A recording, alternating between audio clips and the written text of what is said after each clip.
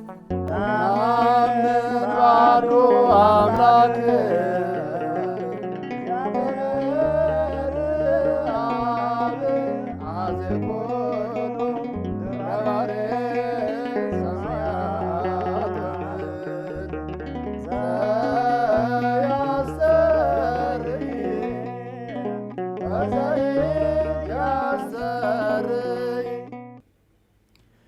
በስመ አብ ወወልድ ወመንፈስ ቅዱስ አሐዱ አምላክ አሜን።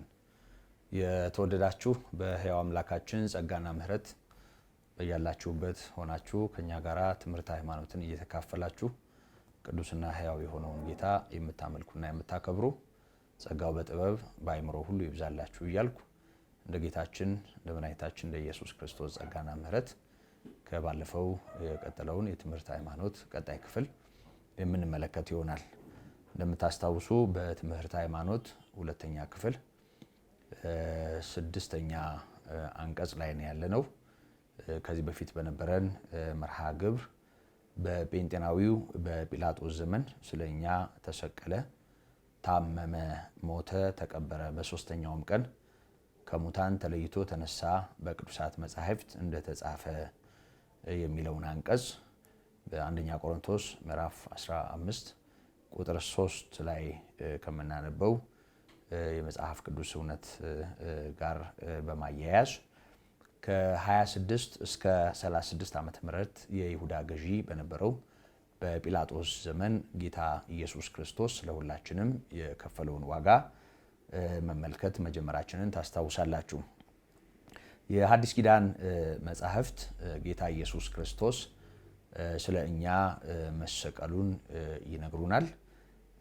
በተለይ ከመስቀል ጋር ተያይዞ ያለውን የወንጌል እውነት አራቱም ወንጌላውያን በእኩል ደረጃ መዘገባቸውን ወይም ደግሞ መጻፋቸውን ከዚህ በፊት በነበረን ክፍለ ጊዜ ከተመለከትን በኋላ በተለይ መስቀሉን በተመለከተ መጽሐፍ ቅዱስ ጠቅለል ባለ ሁኔታ የሚያስቀምጣቸውን ትምህርቶች በተመለከተ አንድ 5 ነጥቦችን እንደምንመለከት ሀለሃ የሚል መለያ ሰጥተን የመጀመሪያው የመስቀሉ ቃል የመዳን ቃል መሆኑን በአንደኛ ቆሮንቶስ ምዕራፍ 1 ከቁጥር 17 እስከ 25 ያለውን ክፍል ለዚህ እውነት ድጋፍ አድርገን አስታውሰናል።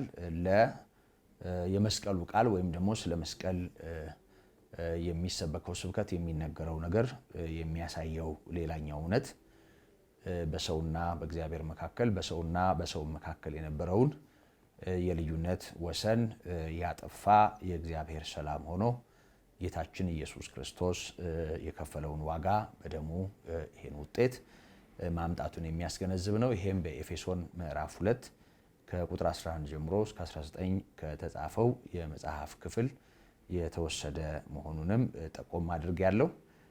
በሶስተኛ ደረጃ ወይም ደግሞ ሐመርሃ ብለን የያዝነው የመስቀል ቃል ለሚጠፉት ሞኝነት ነው።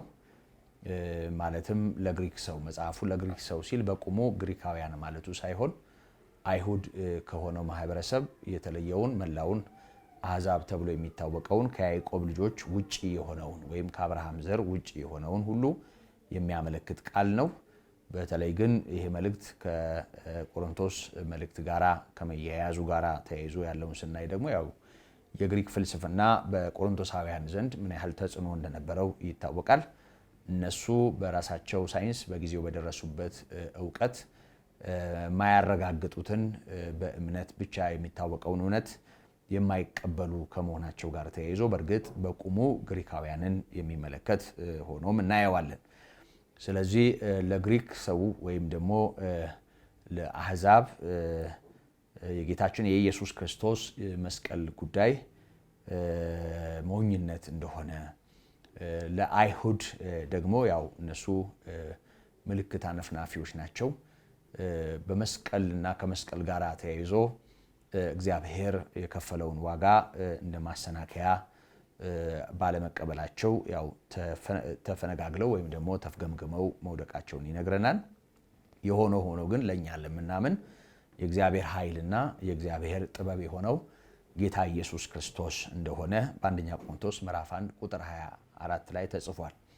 ስለዚህ ስለ መስቀል ስናወራ ወይም ደግሞ ስንናገር ወይም ደግሞ ስንሰብክ ወይም ደግሞ ስንሰበክ ወይም ደግሞ ስንዘምር ወይም ደግሞ ከመስቀል ጋር የተያያዙ መልእክቶችን ስንሰማ ይሄንን እውነት ልናስተውል ይገባል።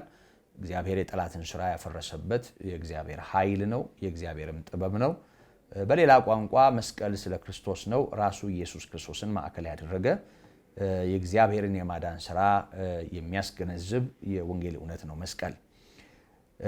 ወይም ደግሞ በአራተኛ ደረጃ የተመለከትነው መስቀል የሚለው ቃል ቤዛነትን ተለዋጭ ሆኖ ስለ ሰው ምትክ ሆኖ መሰዋትን ወይም ደግሞ ዋጋ መክፈልን የሚያረጋግጥ የቤዛነት ቃል ነው። በሮሜ ምዕራፍ 3 ቁጥር 25 ላይ ካለው ቃል ተነስተን የተማርነው ወይም የተመለከትነው ነው። ወይም ደግሞ አምስተኛ አድርገን የተመለከትነው በቅድስና የመኖርም ከኃጢአት ኃይል የማምለጥም ሰው ከስጋ የተነሳ ደካማ ስለሆነ ሊያደርገው የማይችለውን ነገር እግዚአብሔር በመስቀሉ በኩል ወይም ደግሞ በመስቀል ላይ በሰራው ስራ በኩል የሚያስችል ሰው በራሱ የማይችላቸውን ችሎ ከእግዚአብሔር ጋር በጸጋው ጉልበት የሚቆምበት አቅም መሆኑን ጭምር የሚያስገነዝብ ነው። ይህም በጌታ በመታመን የሚኖርን ጤናማ ሕይወት ያመለክታል። በገላትያ ምዕራፍ 2 ቁጥር 20 ተጽፎ ከምናገኘው የተወሰደ መሆኑን አስታውሻለሁ። እንግዲህ እነዚህ የሐዲስ ኪዳን መጻሕፍት መስቀልን በተመለከተ የሚያነሷቸው ወይም ደግሞ መስቀልን በተመለከተ የሚያስተምሩን ጠንካራ መልእክቶችና ትምህርቶች ያሉባቸውን ክፍሎች ነው ሰብሰብ ባለ ሁኔታ የመረጥኳቸው። እንደ ጌታ ምሕረት መጠን እነዚህን ዘርዘር በማድረግ ማየት እንደሚገባን ባለፈው ጠቆም አድርጌ ሀ በሚል ፊደል ስር ያስቀመጥኩትን የመስቀል ቃል የመዳን ቃል መሆኑን የሚያስገነዝበውን ወይም ደግሞ በአንደኛ ቆሮንቶስ ምዕራፍ 1 ከቁጥር 17 ጀምሮ እስከ 25 ካለው ክፍል የተወሰደውን መልእክት በተወሰነ መልኩ ማንበቤን ታስታውሳላችሁ። ዛሬም ይሄንኑ በማንበብ ወደ ቀጣዩ የትምህርት ክፍል እናልፋለን። እንግዲህ ጌታችን መድኃኒታችን ኢየሱስ ክርስቶስ ስለ ኃጢአታችን በመስቀል ላይ ተሰቅሏል። ጌታ በመስቀል ላይ የተሰቀለው እኛን ከኃጢአት እና በኃጢአት ምክንያት ከሚመጣ የዘላለም ሞት ለማዳን እንደሆነ ወንጌላውያን በውል ነግረውናል። ይሄ የጌታችን የኢየሱስ ክርስቶስ ስነ ስቅለት አይሁድ ስለከፉ ይሁዳም ተንኮለኛ ስለሆነ በጊዜው የነበረው ማህበረሰብ ከሌላው የሰው ዘር ይልቅ ጠማማና አስቸጋሪ ሆኖ ተገኝቶ በጌታችን በኢየሱስ ክርስቶስ ላይ በታሪክ አጋጣሚ ወንጀል መሰራቱን የሚያስታውስ ሳይሆን እግዚአብሔር የወደቀውን የሰው ልጅ ለማዳን አስቀድሞ በሰጠው ተስፋ መሰረት የፈጸመው ሰውን የማዳን ስራ መሆኑን መገንዘብ ተገቢ ነው። በኢሳይያስ ምዕራፍ 53 ሙሉን ማለት እንችላለን ጌታ ኢየሱስ ክርስቶስ ስለ መሰቀሉ ከጌታችን ከኢየሱስ ክርስቶስ መሰቀል 750 ዓመት ቀደም ብሎ ልክ መስቀል ስር እንደተገኘ ሆኖ በትንቢት መንፈስ የጌታችንን ቤዛነት እንደነገረን እንዳስተማረን እናስታውሳለን። ይህ የጌታ የኢየሱስ ክርስቶስ መሰቀል በመዝሙራትም በሌሎች ቅዱሳት መጻሕፍትም እንዲሁ ትንቢት የተነገረለት መሆኑን ጭምር ተመልክተናል።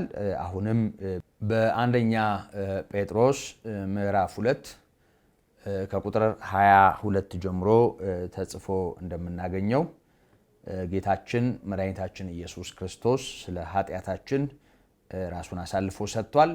ጌታ ኢየሱስ ክርስቶስ ተሰቅሏል ብቻም ሳይሆን ሞቷል ብቻም ሳይሆን የሞተውና የተሰቀለው ስለ ኃጢአታችን እኛን ለማዳን ነው የሚለውን እውነት እያንዳንዳችን በተገቢ ሁኔታ ልናስተውለው እንደሚገባ ከዚህ በፊትም በነበረን የትምህርት መርሃ ግብር በተደጋጋሚ አንስቼዋለሁ።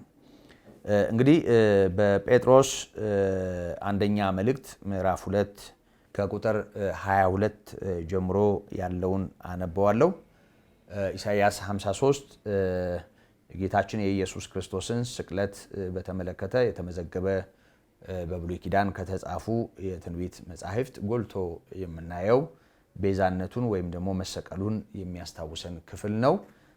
መሰቀሉን ብቻም ሳይሆን የተሰቀለው እኛን ለማዳን መሆኑን ጭምር የሚነግረን ነው።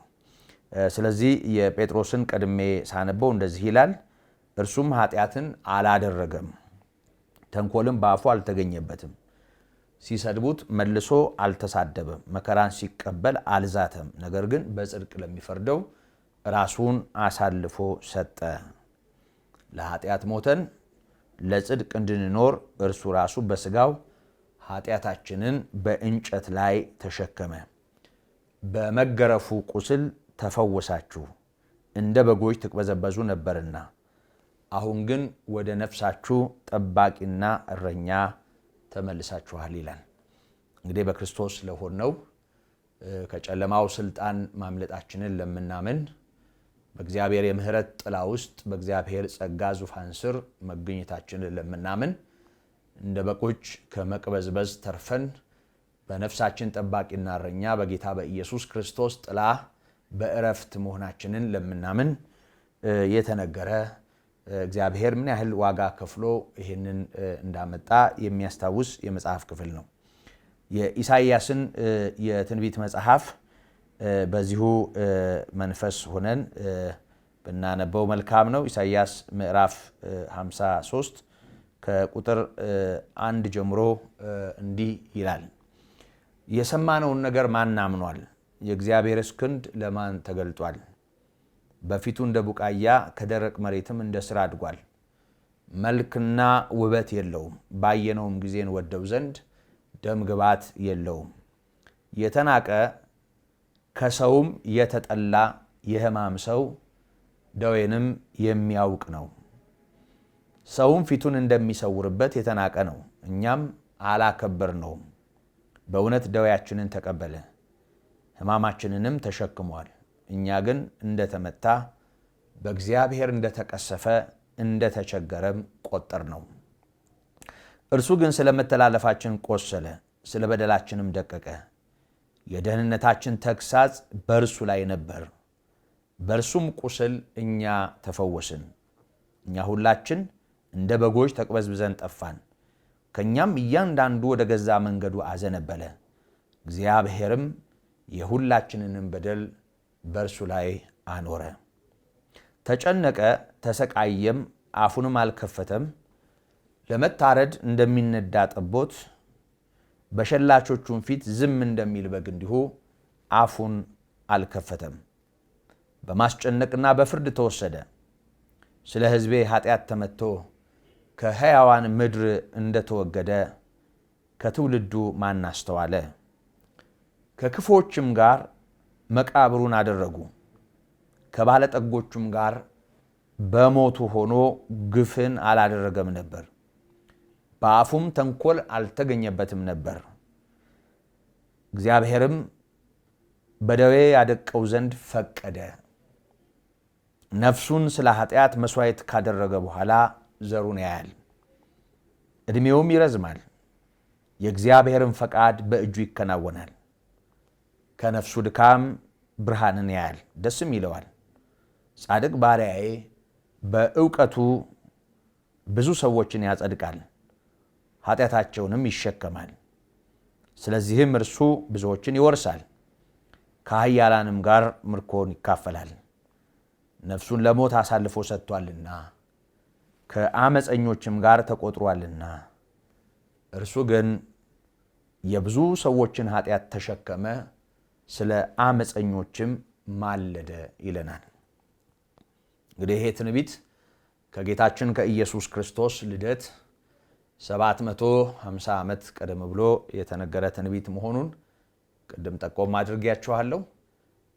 በመጽሐፍ ቅዱስ አንባቢዎች ወይም ደግሞ አጥኚዎች ይሄ ክፍል ደረቅ ሐዲስ ተብሎ እንደሚጠራ፣ በዘመነ ብሉይ ልክ መስቀል ስር እንደተገኘ ዘጋቢ ፊት ለፊት እያየ እንደሚጽፍ ሰው በመንፈስ ቅዱስ የሚሆነውን ነገር ያስታወቀ ነቢይ እንደሆነ ኢሳይያስ ብዙዎቻችን በተለያየ አጋጣሚ ሰምተነው ሊሆን ይችላል። ይሄንኑ እውነት ነው ይህ የትንቢት ቃል የሚያስታውሰን።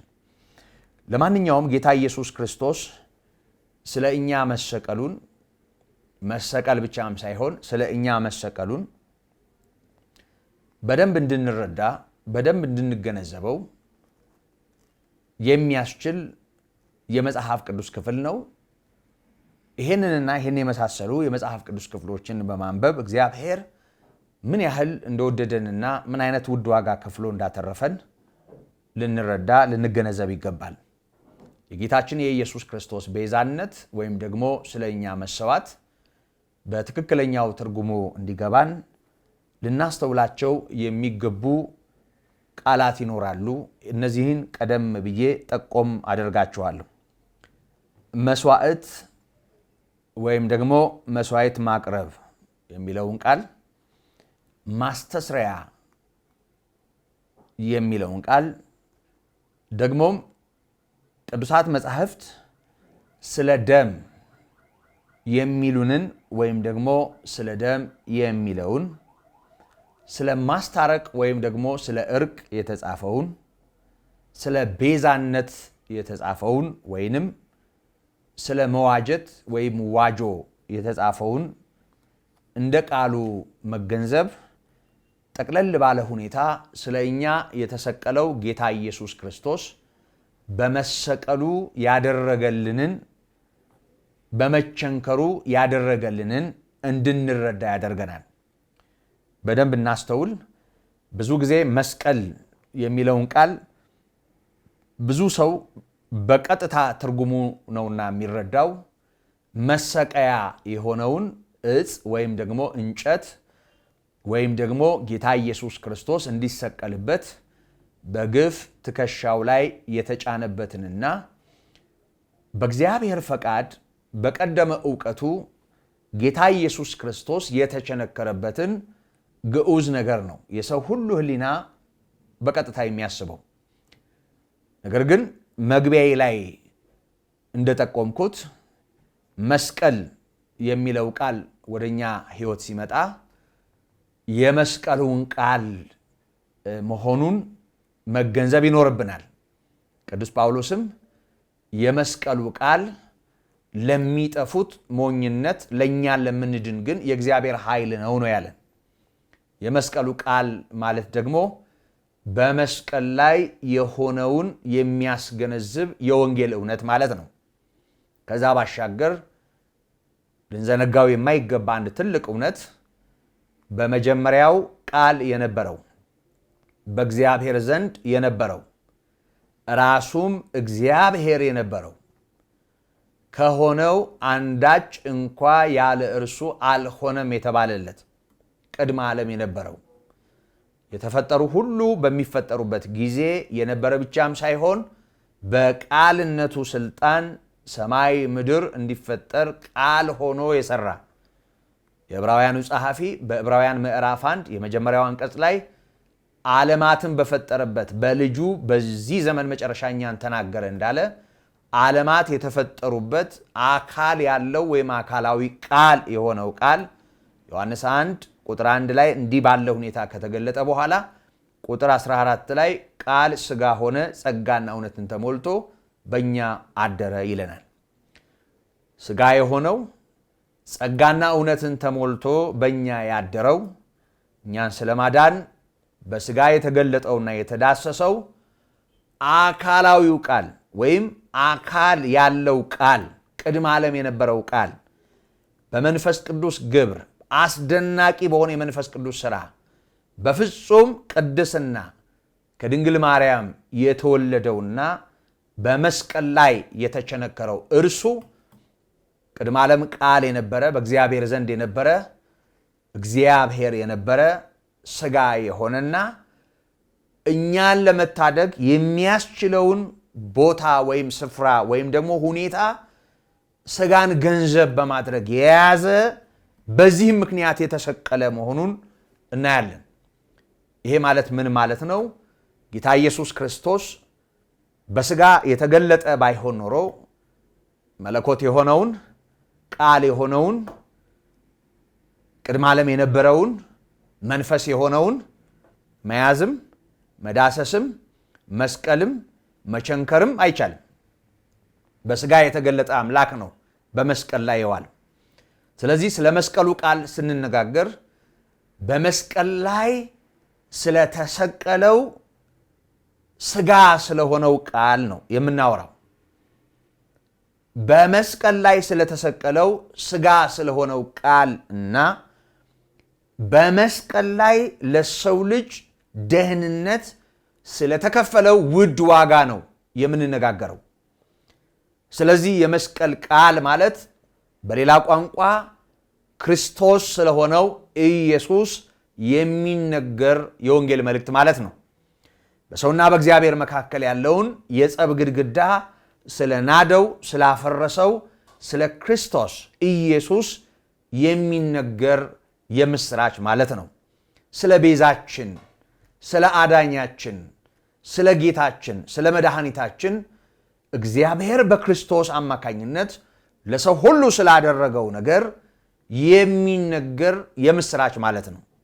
ስለዚህ መስቀል መስቀል መስቀል መስቀል የሚለው ቃል ከተሰቀለበት ዕፅ ይልቅ የተሰቀለውን እውነት ማዕከል ያደረገ ቃል ወይም ደግሞ ወንጌል ወይም ደግሞ ምስክርነት ወይም ደግሞ የምስራች ወይም ደግሞ ስብከት መሆኑን መገንዘብ ያስፈልጋል።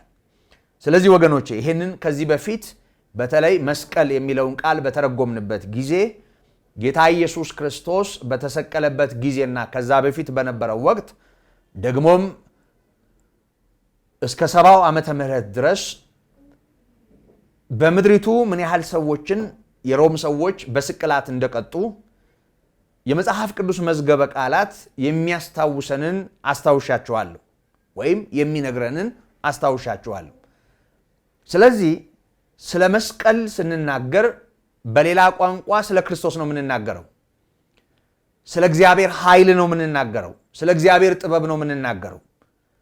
የዲያብሎስን ሥራ እግዚአብሔር ስላፈረሰበት፣ ሰውን ገንዘብ ስላደረገበት፣ በሰው ላይ ከፍ ያለውን የጨለማ ስልጣን እግዚአብሔር ስለሻረበት፣ በሞት ላይ ስልጣን ያለውን በሞቱ ከስልጣኑ ስላነሳበት አስደናቂ የእግዚአብሔር ምሕረት ነው የምናነሳው። ስለዚህ መስቀል በሌላ ቋንቋ ክርስቶስ፣ መስቀል በሌላ ቋንቋ በመስቀል ላይ ቤዛ የሆነንን ጌታ የሚያሳይ ቃል መሆኑን መገንዘብ ያስፈልጋል። በድጋሚ ስለ መስዋዕት፣ ስለ ማስተስረያ፣ ስለ ደም፣ ስለ ማስታረቅ ወይም ስለ እርቅ ወይም ስለ ቤዛነት ወይም ስለ ዋጆ ወይም ደግሞ ስለ መዋጀት መጽሐፍ ቅዱስ የሚለንን በተገቢ ሁኔታ መገንዘብ እግዚአብሔር በክርስቶስ ያደረገልንን ፍንትው ባለ ሁኔታ መረዳት እንድንችል ያግዘናል፣ ይረዳናል። እንግዲህ ባለፈው ሳምንት የመጀመሪያው ነጥብ ሀ በማለት መለያ ያበጀሁለትን የመስቀል ቃል የመዳን ቃል መሆኑን ኢየሱስ ክርስቶስ ተሰቀለ የሚለው የምስራች መሆኑን የሚያስገነዝበውን ክፍል በጥቂቱ ተመልክተነዋል። ይህንን ክፍል ከአንደኛ ቆሮንቶስ ምዕራፍ 1 ከቁጥር 17 ጀምሮ ተጽፎ በምናየው መልእክት መነሻነት አሁን ያነሳዋቸውን ቃላት በመተርጎምና በዝርዝር በማየት የምንመለከተው ይሆናል። የሕያው እግዚአብሔር ጸጋና ምሕረት በጌታችን በኢየሱስ ክርስቶስ ይብዛላችሁ። አንደኛ ቆሮንቶስ ምዕራፍ 1 ከቁጥር 18 ጀምሮ ያለውን አነበዋለሁ። የመስቀሉ ቃል አካላዊው ቃል ስግው ቃል ስለመሆኑ የሚነገር የሚሰበክ መልእክት ማለት ነው። የመስቀሉ ቃል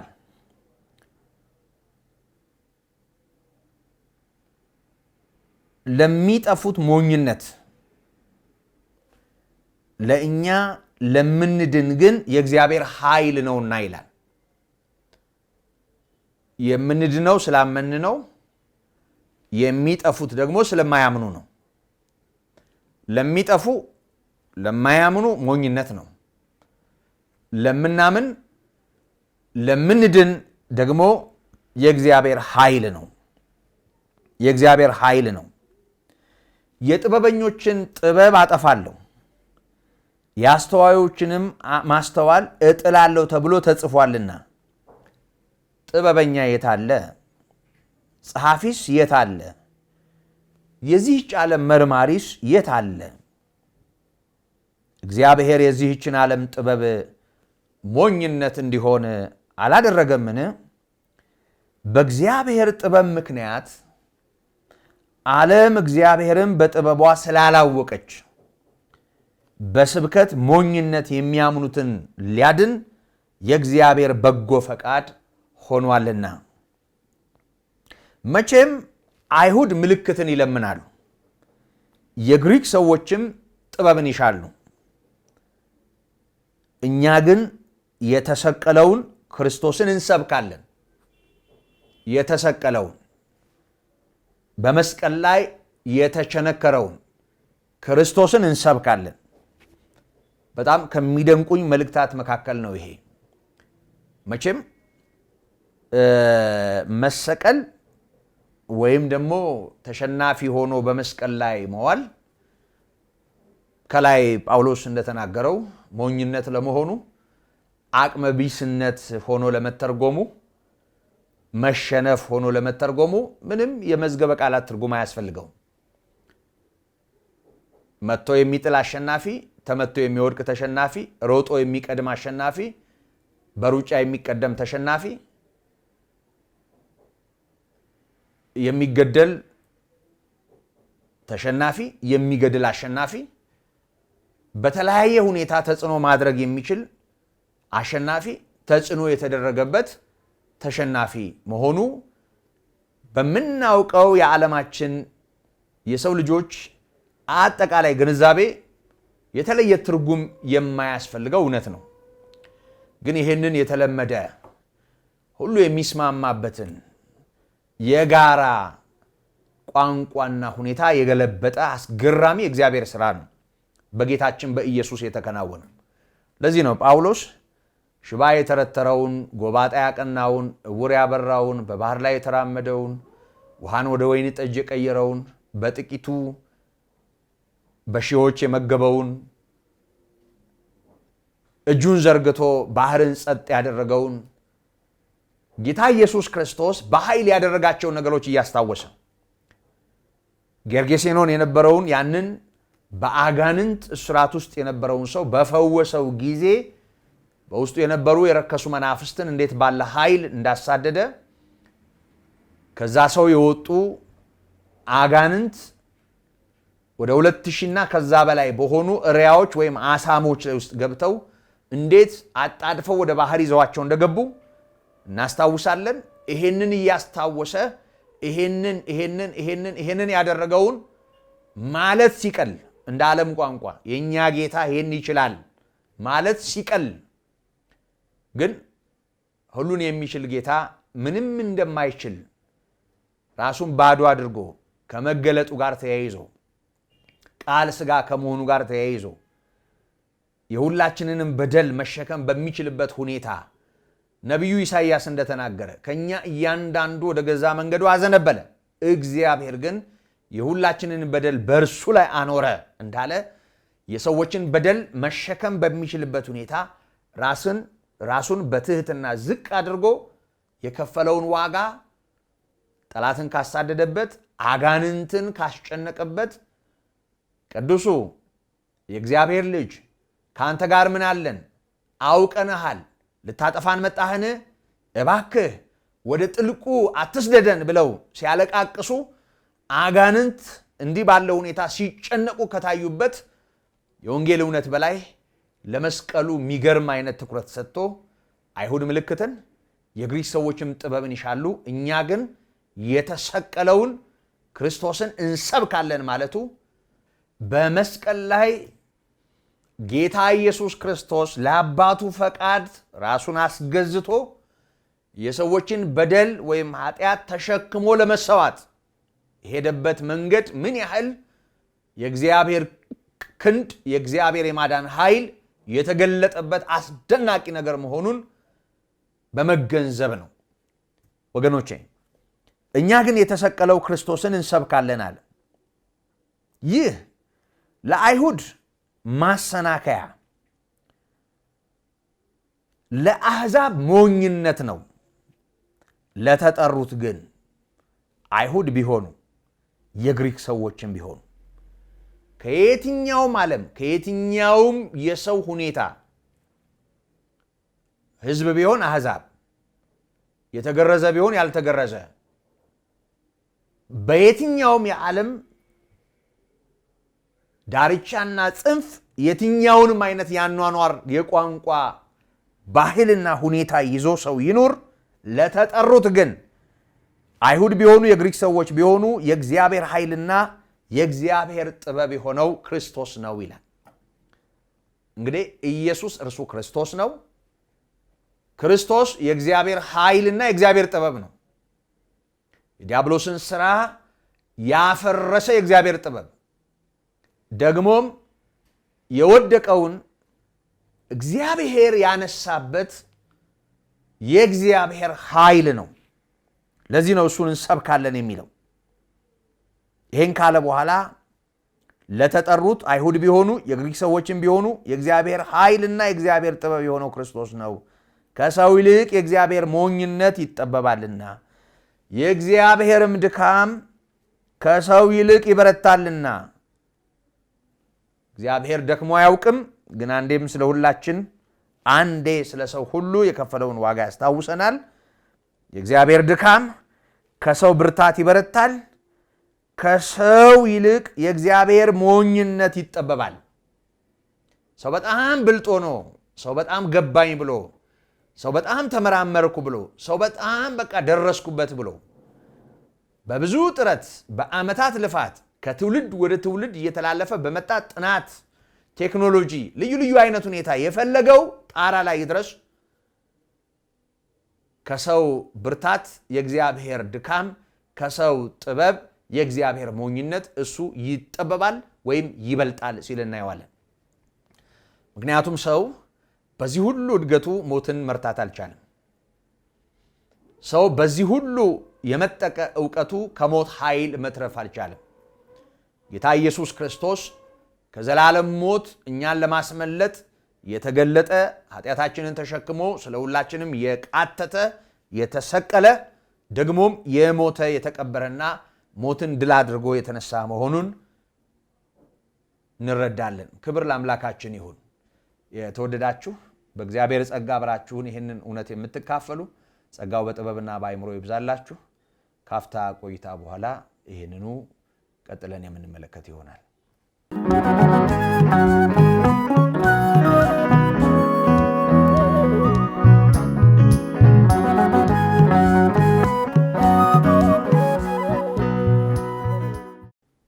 ክብርና ምስጋና ለአምላካችን ይሁን። ከቆይታ ተመልሰናል። እንግዲህ አንደኛ ቆሮንቶስ ምዕራፍ 1 ከቁጥር 18 ጀምሮ እስከ 25 ያለውን ጌታችን ኢየሱስ ክርስቶስ ስለኛ የከፈለውን ውድ ዋጋ የእግዚአብሔር ጥበብና የእግዚአብሔር ኃይል የሆነ ዋጋ የሚያስታውሰውን የመጽሐፍ ክፍል ነው ያነበብኩት። እንግዲህ ይህን ከማንበቤ በፊት በተለይ እነዚህን ቃላት ማስተዋል ጌታችን ኢየሱስ የከፈለውን ዋጋ ስለኛ የከፈለውን ዋጋ እንድንረዳ እጅግ ጠቃሚ መሆኑን አስታውሻችኋለሁ። እንግዲህ በዚህ ክፍለ ትምህርት ማለትም በጴንጤናዊው በጲላጦስ ዘመን ስለኛ መሰቀሉን፣ መታመሙን፣ መሞቱን፣ መቀበሩንና በሶስተኛው ቀን ከሙታን ተለይቶ መነሳቱን ይህም በቅዱሳት መጻሕፍት የተመሰከረለት እውነት መሆኑን በምንካፈልበት ክፍለ ትምህርት በተለይም ደግሞ ሀብለን በሰየምነው በዚህ ክፍለ ትምህርት ሶስቱን ቃላት ማለትም መስዋዕት፣ ማስተስሪያና ደም የሚለውን የምንመለከት ሲሆን በዛሬው ክፍለ ጊዜ ግን የምንመለከተው መስዋዕት የሚለውን ይሆናል። ስለ መስዋዕት ወይም ደግሞ ከመስዋዕት ጋር ስለተያያዘ ጉዳይ ቅዱሳት መጻሕፍት የሚያስተምሩንን ጠቅለል ባለ ሁኔታ አስታውሳችኋለሁ። የጌታችን የኢየሱስ ክርስቶስን ቤዛነት ወይም በመስቀል ላይ ስለኛ ዋጋ መክፈል እንድንረዳ ስለሚረዳን መስዋዕት የሚለው ቃል በዚህ በመጽሐፍ ቅዱስ መዝገበ ቃላት ትርጓሜ ሰው ለአምላኩ የሚያቀርበው አንዳች ነገር መስዋዕት ወይም ቁርባን እንደሚባል ተተርጉሟል ወይም ደግሞ ተገልጧል። የሚቀርበው መስዋዕት እንደሚቀርብበት ስርዓት ልዩ ልዩ ምክንያት ሊኖረው ይችላል። ለምሳሌ በእግዚአብሔር ፊት ተቀባይነት ለማግኘት፣ በእግዚአብሔር ፊት ያገኙትን ተቀባይነት ለማጠንከር ወይም ደግሞ ዘላቂ ለማድረግ፣ በቋሚነት ከእግዚአብሔር ጋር ተጣብቆ ለመኖር። የመስዋዕት አቅራቢውን ወይም ደግሞ ሰጪውን እምነት፣ ንስሐ፣ ምስጋና፣ ፍቅር የሚያሳይ ሆኖ እንደሚቀርብበት ምክንያት የሚቀርብ ነው መስዋዕት።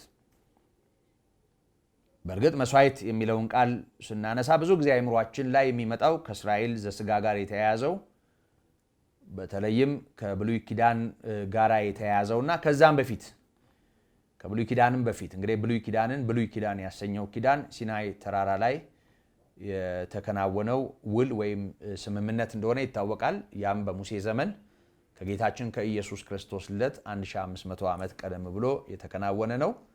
ከዛ በፊት እነ አብርሃም እነ ኖህ መስዋዕት ያቀርቡ እንደነበረ የሚያሳይ የመጽሐፍ ቅዱስ ክፍል ስላለ በብሉይ ኪዳንም ከብሉይ ኪዳን በፊትም መስዋዕት በማቅረብ በመስዋዕት በኩል ወደ እግዚአብሔር ለመቅረብ መሞከርን ወይም ደግሞ ለመቅረብ ማቅረብን ይፈጽሙ የነበሩ ሰዎች መኖራቸውን መጽሐፍ ቅዱስ ያሳየናል። ይሁን እንጂ መስዋዕት የሚለውን ቃል ስናነሳ ለመጀመሪያ ጊዜ በመጽሐፍ ቅዱሳችን ተጽፎ ወይም ተመዝግቦ የምናገኘው በኦሪት ዘፍጥረት ምዕራፍ 4 ቁጥር 4 ላይ ነው። በኦሪት ዘፍጥረት ምዕራፍ 4 ቁጥር 4 ላይ አቤል እና ቃኤል ሁለት ወንድማማቾች የአዳም ልጆች ሁለቱም በሚሰሩት ስራ ለኑሮ በሚያስፈልጋቸው የስራ መስክ እየተንቀሳቀሱ ከሚያገኙት ነገር ለእግዚአብሔር መስዋዕት ማቅረባቸውን ይነግረናል። አቤል በግ ይጠብቅ ነበር፣ በግ ያረባ ነበር። ከሚያረባው ወይም ከሚጠብቀው በግ መልካም ነው ያለውን ለእግዚአብሔር አቅርቧል። ደግሞ በሌላ መንገድ ወንድሙ ቃኤል አርሶ ከሚያመርተው ከምድሪቱ ፍሬ ለእግዚአብሔር ብሎ መስዋዕትን እንዳቀረበና እነዚህ ሁለት ሰዎች ባቀረቡበት ልብና ካቀረቡበት ልብም በላይ ባቀረቡት ነገር መለካታቸውን መጽሐፍ ቅዱስ ያሳየናል። እንደው ስለ መስዋዕት የተነገረውን እንዲህ ባለ ሁኔታ በዚህ ላይ ለመጀመሪያ ጊዜ ተጠቅሷል ብዬ ከማለፍ በእግዚአብሔር ፊት ተቀባይነት ያገኘው መስዋዕትና በእግዚአብሔር ፊት ተቀባይነት ያላገኘው መስዋዕት በምን እንደተነጻጸሩ እንድናስተውል የዕብራውያኑ ጸሐፊ በዕብራውያን 11 ላይ ያለንን ነገር ለዚሁ ምሳሌ አድርጌ ባነሳው ደስ ይለኛል። ይሄ በኦሪት ዘፍጥረት ምዕራፍ 3 ቁጥር 21 ላይ ተጽፎ እንደምናነበው አዳምና ሔዋን ከኤደን ገነት በተባረሩበት ጊዜ ለብሰውት ከነበረው ለምድ ጋራ ወይም ደግሞ እግዚአብሔር ካለበሳቸው ቁርበት ጋራ የሚያያዝ አንዳች የሚጠቁም ነገር መሆኑን ማስታወስም ተገቢ ነው። ስለ መስዋዕት ለመጀመሪያ ጊዜ በመጽሐፍ ቅዱሳችን ተገልጦ በምናይበት ክፍል ሲሆን የምናየው ከሰው ልጅ ውድቀት ጋር ተያይዞ የሰዎችን ኀፍረት ለመሸፈን የወደቀውን ከእግዚአብሔር የራቀውን የተሳቀቀውን የተራቆተውን የሰው ልጅ ከዚህ ሰቀቀን ለማውጣት እግዚአብሔር ምን እንዳደረገ ወደፊትም ደግሞ ምን እንደሚያደርግ የሚያሳይ ጥላ ሆኖ ስለምናገኘው የዕብራውያኑ ጸሐፊ በዕብራውያን ምዕራፍ 11 እንዲህ ይለናል። ከቁጥር 4 ጀምሮ አቤል ከቃኤል ይልቅ የሚበልጥን መስዋዕት ለእግዚአብሔር በእምነት አቀረበ ይላል። ሁለቱም መስዋዕት አቅርበዋል። አቤል ከቃኤል ይልቅ የሚበልጥን መስዋዕት ለእግዚአብሔር በእምነት አቀረበ። በዚህም እግዚአብሔር ስለ ስጦታው ሲመሰክር እርሱ ጻድቅ እንደሆነ ተመሰከረለት። ሞቶም ሳለ በመስዋዕቱ እስካሁን ይናገራል ይላል። በጣም የሚገርመው ነገር እግዚአብሔር የአቤልን መስዋዕት መቀበሉን የቃኤልን መስዋዕት አለመቀበሉን በግርድፉ ያነበቡና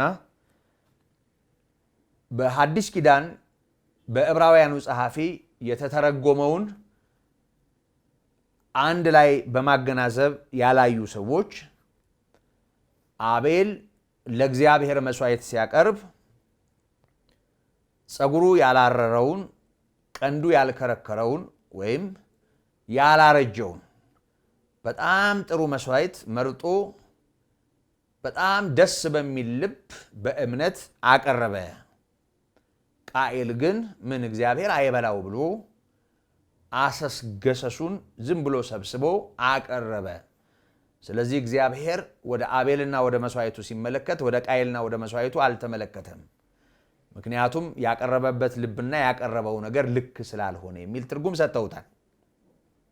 ከዚህ የተነሳ የምድሪቱን ፍሬ ያቀረበውን ቃኤልን እንክርዳድ ስላቀረበ ነው ተቀባይነት ያላገኘው የሚል መጽሐፍ ቅዱሳዊ ያልሆነ ትንታኔ በመስጠት ከአዲሱ ኪዳን መንፈስ በጣም በራቀ ሁኔታ ሲተረጉሙ እናያለን። ለማንኛውም የዘፍጥረት ምዕራፍ 4ን ቁጥር 4ን ቃል ለመተርጎም አይደለም፣ ስለ መስዋዕት ጠቅለል ባለ ሁኔታ መንደርደሪያ እንዲሆነን የማነሳው እውነት መሆኑ ይታሰብልኝ እያልኩ ግን እንዲሁ በቀላሉ ላልፈው ስለማልችል በዚህ ዙሪያ ያለውን ነገር በደንብ ብናስተውለው ተገቢ እንደሆነ እረዳለሁ። ስለ መስዋዕታቸው ከመመልከታችን በፊት እነዚህ ሁለት ሰዎች የማን ልጆችና የት ቦታ ይህን እንዳቀረቡት መረዳት ሁኔታውን ለመገንዘብ ያግዘናል። እንደሚታወቀው ዘፍጥረት ምዕራፍ 3 ላይ ነው የሰው ልጅ ውድቀት ተመዝግቦ የምናነበው። እግዚአብሔርን ባለመስማት፣ በሌላ ቋንቋ ሰይጣንን በመስማት፣ እግዚአብሔርን ባለማመን፣ በሌላ ቋንቋ ሰይጣን ያለውን ነገር በማመን፣ ለእግዚአብሔር ቃል ተገቢውን ስፍራ በመንፈግ፣ ሰይጣን ላለው ነገር ትኩረት በመስጠት በሔዋን በኩል ወደ አዳም የገባውና ሁለቱንም ከእግዚአብሔር ጸጋ ያጎደላቸው ውድቀት እነዚህን ሁለት ሰዎች ካገኛቸው በኋላ እግዚአብሔር ወደ እነሱ ከመምጣቱ በፊት የውድቀት ውጤት የሆነው ፍሬ የሆነው ነገር እንደተነበበባቸው እግዚአብሔር መጥቶ ሳይፈርድባቸው የነበሩበትን ሁኔታ ዘፍጥረት 3 ያሳየናል። በመጀመሪያ ደረጃ ራቁታቸውን የነበሩ ጨርቅ ያልነበራቸው ግን ከዚህ ቅጽበት አንስቶ ራቁታቸው መሆናቸውን የተረዱ እነዚህ ሁለት ሰዎች እርስ በርሳቸው ራቁታቸውን ቆመው ለመተያየት እንኳ ሀፍረት አቅም እንዳሳጣቸው ይነግረናል። ይሄ የውድቀት የመጀመሪያው መልክ ነው፣ ራቁትነትና መቆም አለመቻል። እግዚአብሔር ሲመጣ ሰሙ፣ በፍርሃት ተዋጡ፣ ራሳቸውን ለመደበቅ ጥረት አደረጉ። በቅጠላቅጠል ራሳቸው ለማገልደም መሞከራቸው፣ ከእግዚአብሔር ለመሸሽ መሞከራቸው፣ በፍርሃት መዋጣቸው። እግዚአብሔር አዳም አዳም ወዴት ነህ ብሎ ሲጠይቅ በገነት ድምፅህን ሰማሁ፣ ራቁቴንም ስለሆንኩ ፈራሁ፣ ስለዚህ ተሸሸኩ ማለቱ እጅግ ከሚወደውና ከፈጠረው በኤደን ገነት ካኖረው በአርአያው በአምሳሉ ካበጀው ከባረከው የምድሪቱ ገዢ ካደረገው ከሕያው አምላኩ ከወዳጁ በምን ያህል ርቀት እና ፍርሃት እንደሸሸ የሚያሳይ ነው። እግዚአብሔር ጻድቅ ፈራጅ ስለሆነ መሳቀቃቸውን አይቶ አልተዋቸውም። የመጀመሪያ እርምጃው ቅጠላቅጠል አገልድመው ሀፍረታቸውን የማይሸፍን በንፋስ ተገፎ ሊሄድ የሚችል ሊጠወልግ የሚችል ከቅጠላቅጠል የተሰራ ሀፍረት መሸፈኛ ለመስፋት ሲታገሉ የነበሩትን ሰዎች ራሱ እግዚአብሔር ሀፍረታቸው የሚሸፈንበትን የበግ ለምድ ወይም ደግሞ የእንስሳ ቆዳ እንዳለበሳቸው ይነግረናል። ቁርበት አለበሳቸው ነው የሚለው። በእርግጥ መጽሐፉ ቁርበት ከዛፍ ላይ ስለማይሸመጠጥ ከሜዳም ላይ ስለማይለቀም ቁርበት ካለበሳቸው ቆዳ ካለበሳቸው እነሱን ለማለበስ ሀፍረታቸውን ለመጋረድ ሲባል የተሰዋ እንስሳ መኖሩን ያስገነዝበናል። እንደሚታወቀው እንስሳ ለምግብነት መዋል የጀመረው ከኖህ የጥፋት ውሃ በኋላ ነው። ለመብልነት እንስሳ አይታረድም ነበር ከዛ በፊት።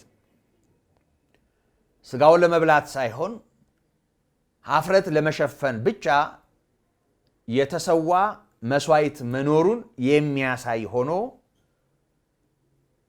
ይሄ ጉዳይ ዘፍጥረት ምዕራፍ 3 ቁጥር 21 ላይ ተመዝግቦ እናያለን። እንግዲህ እግዚአብሔር ተራግሟል። እርግማኑን ስናይ ሔዋን ተረግማለች፣ አዳም ተረግሟል፣ ያሳታቸውም ተረግሟል። እነዚህ ሁሉ እርግማንን ተሸክመዋል። ደግሞ አዳም የሚኖርባትን ምድር የተረገመች እንድትሆን እግዚአብሔር አዟል።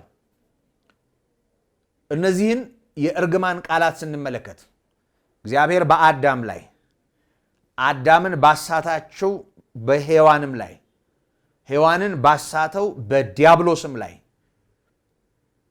ፍርድ ሲያደርግ ደግሞ ከኤደን ገነት ሲያስወጣቸው ምድርም ካንተ የተነሳ የተረገመች ትሆናለች በማለት ምድሪቱ ጭምር እርግማን እንዲኖርባት ማዘዙን እናያለን። ስለዚህ የእግዚአብሔርን ፍርድ ስንመለከት የሚኖርባትን ምድር ራሱ አዳምን፣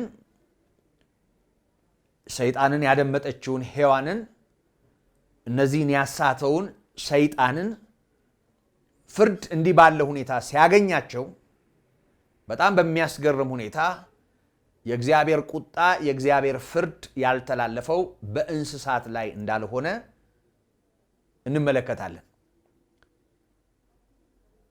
አሁን የአዳምና የሔዋንን ሀፍረት ለመሸፈን እንደተሰዋ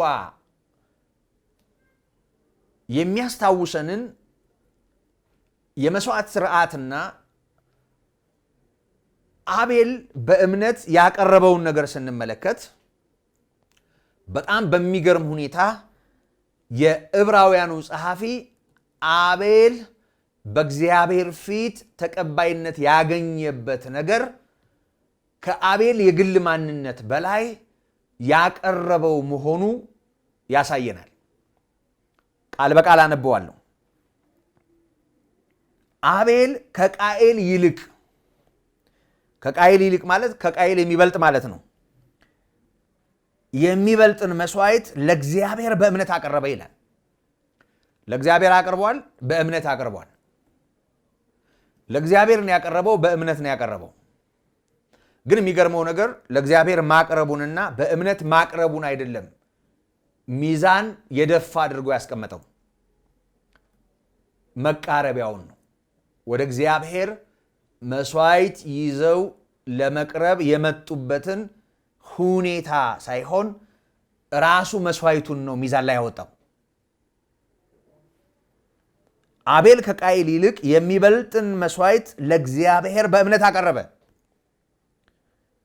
በዚህም እግዚአብሔር ስለ ስጦታው ሲመሰክር፣ ስለ አቤል አይደለም፣ ስለ አቤል ቀጥሎ ነው። ስለ ስጦታው ሲመሰክር፣ ስላቀረበው ነገር ሲመሰክር እርሱ ጻድቅ እንደሆነ ተመሰከረለት። ትክክለኛ ሰው መሆኑ ተመሰከረለት። ምክንያቱም ያቀረበው ትክክል ስለሆነ፣ ያቀረበው ነገር ነው እሱን ትክክል ያደረገው። ያቀረበው ነገር በእምነት መቅረቡ አንድ ጉዳይ ነው። በትክክል ነው የቀረበው። ግን ብልጫ ያለው ሆኖ የተገኘው የአቤል ማንነት ሳይሆን ያንን ያቀረበበት የአቤል ማንነት ወይም መስዋዕቱን ያቀረበበት ሁኔታ ሳይሆን ከዛ የሚቀድመው ብልጫ ኖሮት የተመዘገበው መስዋዕቱ እንደሆነ ይነግረናል። እደግመዋለሁ። አቤል ከቃየል ይልቅ የሚበልጥን መስዋዕት ለእግዚአብሔር በእምነት አቀረበ።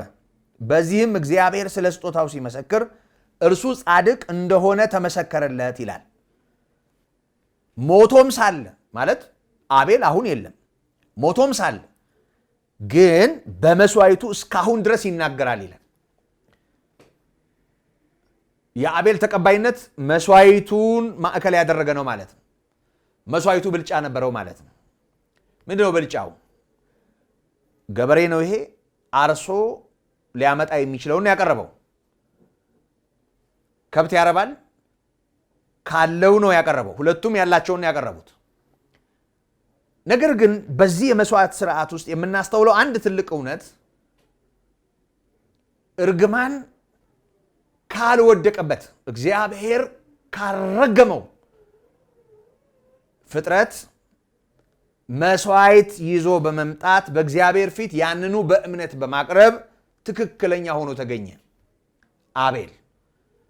ስለዚህ ወገኖቼ ማናችንንም በጣም ቅኖች፣ በጣም የዋሆች፣ በጣም ጥሩ ሰዎች ሆነን ከግል ማንነታችንና ጥሩነታችን የተነሳ በፈለግነው አቅጣጫ ወደ እግዚአብሔር ለመቅረብ እንታትር ይሆናል። ግን ተወደደም ተጠላም ከኛ መልካምነት በላይ በእግዚአብሔር ፊት ተቀባይነት እንዲኖረን የሚያደርገው የምንቀርብበት መስዋዕት መሆኑን ይሄ እውነት ያስገነዝበናል። በደንብ እናስተውል። በእምነት በእርግጥ ቀርቧል። እምነት ወሳኝ ነው። በእምነት መቅረቡንም ጽድቅ ብሎ ጠርቶታል። ትክክለኝነት ማለት ነው። ግን ትክክለኛ የሆነበትን እውነት ስንመለከት ያቀረበው ትክክል የሆነ ነገር ከመሆኑ ጋር መያያዙን እናያለን። ስለዚህ ወገኖቼ በመጽሐፍ ቅዱሳችን መስዋዕትን በተመለከተ ለመጀመሪያ ጊዜ ተመዝግቦ በምናገኝበት ክፍል ከሰው ልጅ ውድቀትና ውድቀትን ተከትሎ ከነበረው ፍርድ ጋር ተያይዞ መቼም ይሄ በሰው ማስተዋል የሆነ እንደሆነ መገመት ከባድ ነው። ራሱ እግዚአብሔር በልቡ ያበራለት ይመስላል ለአቤል ኀፍረቱ እንዲጋረድ መስዋዕት ሆኖ በቀረበው ነገር በኩል ወደ እግዚአብሔር ለመቅረብ መምጣቱን ያሳየናል። ስለዚህ አቤል ከቃኤል ይልቅ ተቀባይነት አገኘ። ከልቡ ጋራ ልናያይዘው እንችላለን፣ ግን ከዛ ይልቅ በንጽጽር ያቀረበው ነገር መሆኑን እናስተውላለን። ስለዚህ መስዋዕቱ ነው ብልጫ ያለው ሆኖ የተገኘው። አሁን በእግዚአብሔር ፊት ላለን ነገር ወገኖቼ ልባችን ምንም ሊሆን ይችላል። በእርግጥ የእግዚአብሔር የሆነውን ነገር ያለ እምነት ማግኘት አይቻልም። ግን ሺህ ጊዜ ጥሩ ልብ ያለን የምናምን ሰዎች እንሁን እንጂ የምናምነው ነገር ትክክል ካልሆነ እምነታችን በራሱ የእግዚአብሔር አያደርገንም። ስለዚህ አቤል በሚበልጠው መስዋዕት በኩል ነው ወደ እግዚአብሔር የቀረበው። በሚበልጠው መስዋዕት በኩል በእምነት መቅረቡ ጻድቅ አሰኝቶታል። በመስዋዕቱ በኩል እስካሁን ይናገራል የሚለው ንግግር የአቤል ተቀባይነት ወደ እግዚአብሔር ለመቅረብ ባቀረበው መስዋዕት ላይ የተመሰረተ መሆኑን ያሳየናል። ስለዚህ ሰው ሁሉ በተለያየ አቅጣጫ በእግዚአብሔር ፊት ተቀባይነት ለማግኘት የተለያየ ነገር ይዞ ሊቀርብ ይችላል። ግን እግዚአብሔር ወደ እርሱ እንድንቀርብ ስለኔና ስለናንተ ያቀረበውና በትክክል እኛን ወደ እግዚአብሔር የሚያቀርበን ነገር ምን እንደሆነ ለይተን እግዚአብሔር በከፈለው ዋጋ በቤዛነቱ በኩል በጌታችን በኢየሱስ ክርስቶስ በኩል ወደ እግዚአብሔር ካልቀረብን ቅንነታችን፣ በጎ መሆናችን፣ ያለንን ለመክፈል አለመሳሳታችን፣ ራሳችንን መስጠታችን በእግዚአብሔር ፊት ተቀባይነት ለማግኘት የሚያስችል እንዳልሆነ ይሄ እውነት ያስገነዝበናል። ስለዚህ በብሉይ ኪዳን ዘመን ዘፍጥረት ላይ ይሄንን እናስተውላለን። ከዛ ባሻገር ዘፍጥረት ምዕራፍ 8 ቁጥር 20 ስናይ ኖህ ከጥፋት ውሃ በኋላ እንዴት ባለ ሁኔታ በእግዚአብሔር ፊት መስዋዕት እንዳቀረበ፣ ንጹህ ነገር እንዳቀረበ ይነግረናል። በኦሪት ዘፍጥረት ምዕራፍ 12 ቁጥር 7 ላይ አብርሃምም ወደ እግዚአብሔር መቃረቢያ እንዳቀረበ እንመለከታለን። በእርግጥ ከነዚህ ሁኔታዎች ባሻገር በኦሪት ሕግ በብሉይ ኪዳን ማለት ነው መስዋዕት በማን መቅረብ እንዳለበት እንዴት መቅረብ እንዳለበት መስዋዕት አቅራቢዎች ካህናት እንዲሆኑ መደንገጉንና በዚሁ አይነት ሁኔታ ልዩ ልዩ መስዋዕቶች በእግዚአብሔር ሕዝብ ለእግዚአብሔር ይቀርቡ እንደነበረ ቅዱሳት መጻሕፍት ያሳዩናል።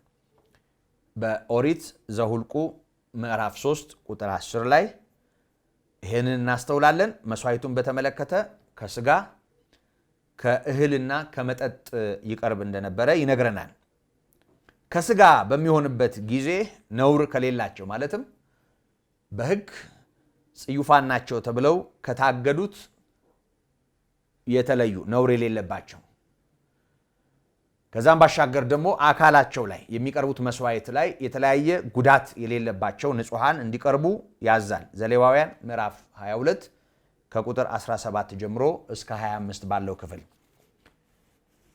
በእነዚህ ሁኔታዎች በብሉይ ኪዳን ሰው ወደ እግዚአብሔር የሚያቀርባቸው ልዩ ልዩ አይነት መስዋዕቶች እንዲኖሩ ተደንግጓል። በእርግጥ ዝርዝራቸውን እንደ ጌታ ምሕረት በሚቀጥለው መርሃ ግብር የምንመለከተው ይሆናል። በጥቅሉ ለማስታወስ ያህል ግን ከኦሪት ዘሌዋውያን ምዕራፍ 1 አንስቶ እስከ ምዕራፍ 5 አይነት መስዋዕት ሰዎች በእግዚአብሔር ፊት እንዲያቀርቡ መታዘዛቸውን ቅዱሱ የእግዚአብሔር ቃል ያስገነዝበናል። የመጀመሪያው የሚቃጠል መስዋዕት ተብሎ ተጠቅሷል።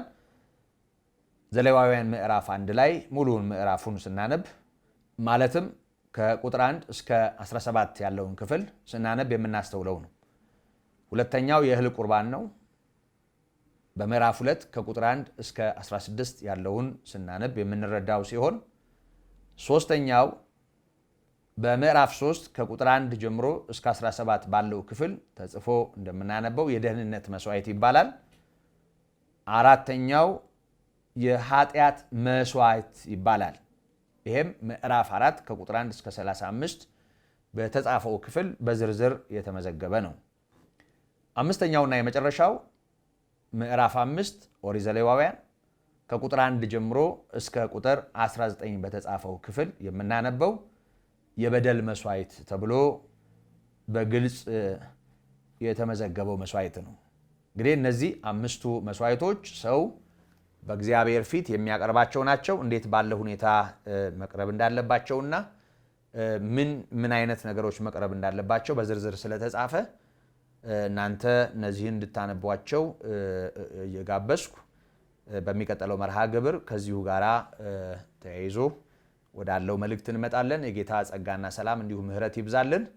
ጌታ ኢየሱስ ክርስቶስ እኛ ወደ እግዚአብሔር የምንቀርብበት አማናዊ መስዋዕት ሆኖ ስለ ሁላችንም በመስቀል ላይ ዋጋ ከፍሏል።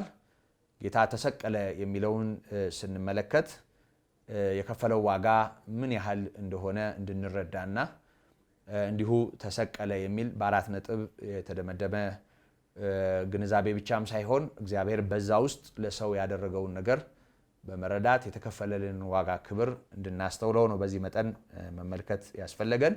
እንግዲህ ጌታ ኢየሱስ ክርስቶስ በጴንጤናዊው በጲላጦስ ዘመን ስለኛ ተሰቅሏል፣ ሞቷል፣ ተቀብሯል። በሶስተኛውም ቀን ከሙታን ተነስቷል። ከሙታን ተለይቶ መነሳቱን ቅዱሳት መጻሕፍት ያስገነዝቡናል የሚለውን የትምህርተ ሃይማኖት 6ኛ አንቀጽ የሆነውን ነው እየተካፈልን ያለ ነው። ጸጋና ሰላም እንዲሁም ምሕረት ይብዛላችሁ።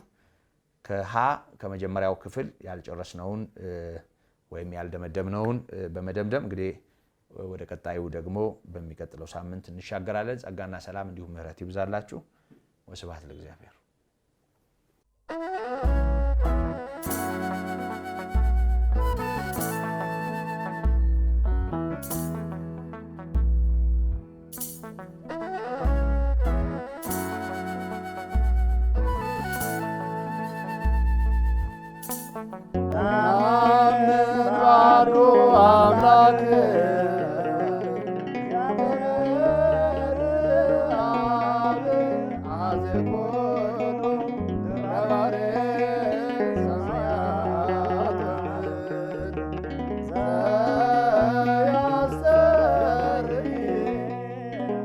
Amen.